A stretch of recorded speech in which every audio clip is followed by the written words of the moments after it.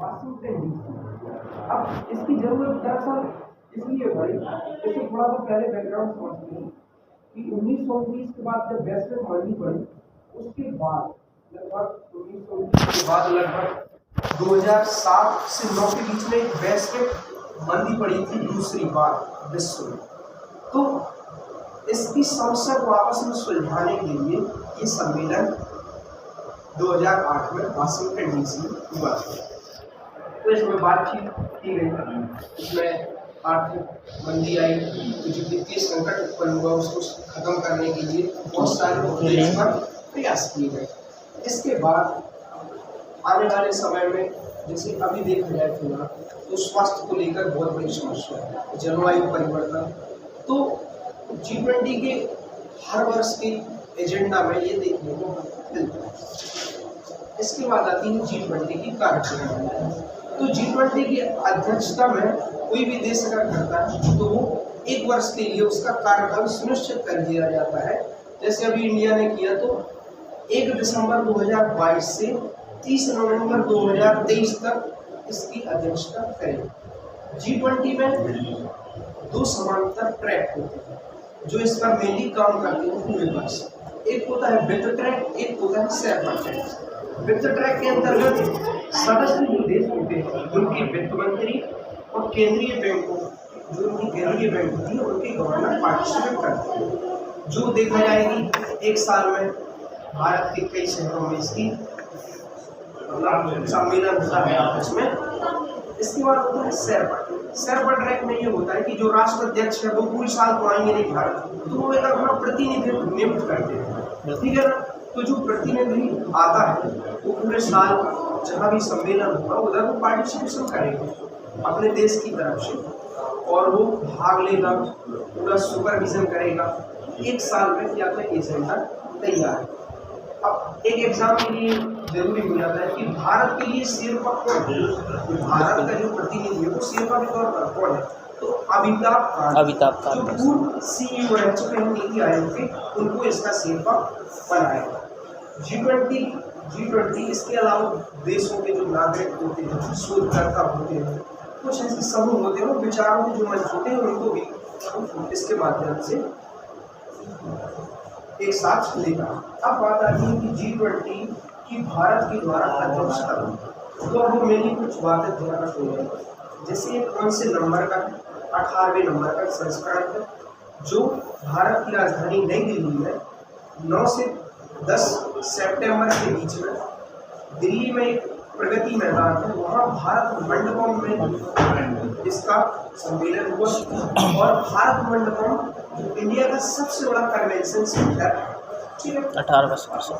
अब इसका कार्यकाल बताइए। इसका कार्यकाल 1 दिसंबर 2022 से शुरू हुआ तो 30 नवंबर 2023 तक चलेगा। इसकी थीम थी वन अर्थ वन फ्यूचर कुटुंब। इसमें सभी देशों के राष्ट्राध्यक्ष लगभग शामिल हुए, लेकिन 2 राष्ट्रों के राष्ट्राध्यक्ष शामिल नहीं हो पाए, जैसे चीन के राष्ट्रपति शी जिनपिंग और रूस के राष्ट्रपति व्लादिमीर पुतिन। अब भारत में मतलब G20 जो सदस्य देश थे उनके राष्ट्राध्यक्ष तो आए, साथ में इन्होंने 9 अतिथि देशों को भी आमंत्रित किया। इसमें अतिथि माने गेस्ट के रूप में इसमें Bangladesh, Egypt, Mauritius, Netherland, Nigeria, Oman, Singapore और यूएई और स्पेन स्थायी अतिथि देश, मतलब कहीं भी अगर सम्मेलन होगा तो स्पेन पार्टिसिपेट करें। अब जब ये सम्मेलन हुआ तो बहुत सारी चीज़ों के बारे में बात हुई। अब इसकी आगे की राह क्या हो सकती, तो G20 नेताओं ने एक संयुक्त विज्ञप्ति पर सहमति मिली। इसमें सबसे बड़ा मुद्दा था रूस और यूक्रेन से भारत के सामने सबसे बड़ी चुनौती थी। G20 में दोनों को शामिल थे। लगभग अपन देखें G20 को डिस्कशन में तो G7 के देश, G8 उसी में रसिया बाद में मिल गए और G20 लगभग 20 देश। इसमें अपन देखें पश्चिमी गुट और गैर पश्चिमी गुट। पश्चिमी गुट में अपन ले सकते जितने भी विकसित देश, अमेरिका, ब्रिटेन, फ्रांस, और गैर विकसित में अपन शायद विकासशील जो धीरे धीरे अग्रसर हो रहे हैं विकास की ओर।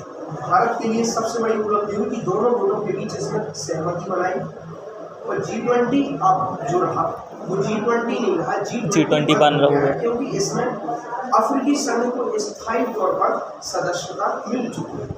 अफ्रीकी देश अफ्रीका का क्षेत्रीय संगठन है, लगभग में इसमें 55 कंट्री काम करते हैं।